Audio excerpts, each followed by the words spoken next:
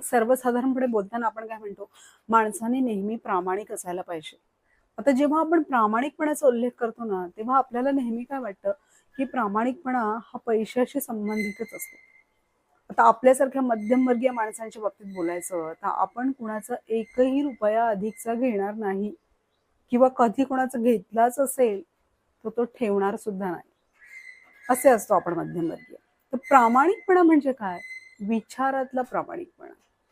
प्रत्येक ठिकाणी वागताना आपण किती प्रामाणिक आहोत ह्याचा विचार केला पाहिजे. समजा साधं उदाहरण, मार्केटमध्ये नाही का अशा सगळ्या मोटरसायकल्स पार्क केलेल्या असतात आणि तिथे समजा शेवटी एकच पार्किंग शिल्लक आहे आणि त्याच्या साईडला कुणीतरी एक सायकल लावलेली आहे. हं? तर एखादी व्यक्ती काय करेल, जाईल आणि बेपर्वाईने तिथे स्कूटी पार्क करेल आणि सायकल पडली तरी चालेल. कारण ती व्यक्ती काय विचार करेल, पडली तर पडली, तो माणूस कुठे आहे बघायला, सायकल पडली आहे, कोणी पाडली वगैरे.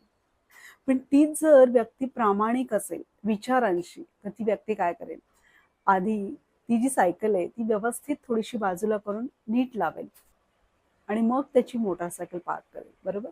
ह्याला म्हणतात विचारातला प्रामाणिकपणा. आणि असा विचारातला प्रामाणिकपणा जर आपण जपला, तर आपल्या जगण्याची वाट अधिक अधिक सोपी होते, हे मात्र नक्की.